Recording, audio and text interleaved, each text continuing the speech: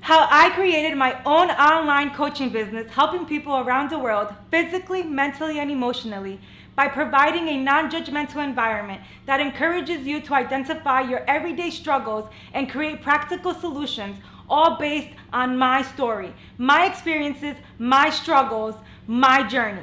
Hey guys, my name is Eliana, owner of Mindful Fitness, and I want to start you off right from my foundation. I come from very humble beginnings, living in a 3-bedroom apartment with 14 other people. I used to watch how hard my parents worked to keep a roof over our head and food on our table. So no, we never had the actual sit-down dinners, nor did we ever actually have deep conversations. Their mission was to keep us healthy, safe, and eventually one day go to college, get our career job, and become successful.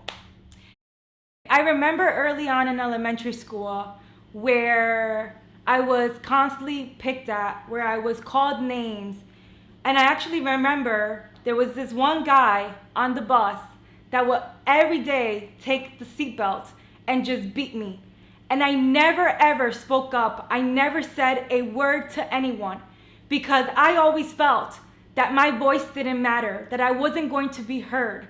It was almost as if I was a ghost, even from starting from home, where I just couldn't express and share what was actually happening. I could even recall those moments in the classroom when you know the answer, but you just won't raise your hands. That was me. I would never raise my hand, even if I knew the answer, just because I thought I just wasn't going to be seen, that I actually was not even there to anyone. Going into middle school, things took a little bit of a turn. In middle school is when I started to feel some type of fire in me, that I was different, that I was meant for more, that I knew something big was going to actually come. And at this stage of my life, I became the mama bear to a lot of my friends, the one that was constantly giving advice, the one that was constantly the protector, the one that was the supporter, even if that meant giving my only dollar away. But that was who I became. And although I was trying my best to do with others what was not happening with me, being that listening ear, being that voice of advice, I still felt broken pieces within me. And one day, this led to me going home and coming up with a plan. A plan of just escaping. And yes, many times that meant me packing up my bags and just trying to just get away and never come back. But one day, it actually came down to coming up with a plan on how to take my own life away. I remember just sitting in my room, and as I am writing this plan to just completely take my life away, it was all mixed emotions of not having anyone actually coming to understand me, not having anyone that I can actually just go and express and vent and connect with in an emotional way. Now I get into high school where I meet the first love of my life,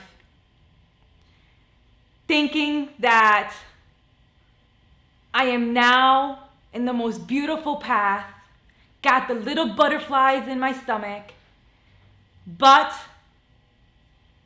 the guy that your parents would not want. Now the girl that was constantly giving that advice to others and making sure they were staying on the right path starts to date a guy that becomes one of the biggest drug addicts in town. So through my whole high school years, I was now battling with keeping a relationship with my family and keeping a relationship with my boyfriend. My parents were not approving, but I was not willing to give up my relationship. It got to the point where I spent months without speaking to my mother, where once again, I packed my bags and wanted to go and now live a life with this guy. I remember my dad calling me one day, crying, begging me not to go, that it was not the right decision, and he would do whatever it takes for me to stay home. And although I loved him and wanted things to be differently, I knew deep inside I was not aligned with who I really was. Yet I kept pushing, I kept fighting, and I kept trying to do everything in my power to see if things would change. Now I was going to rehab centers,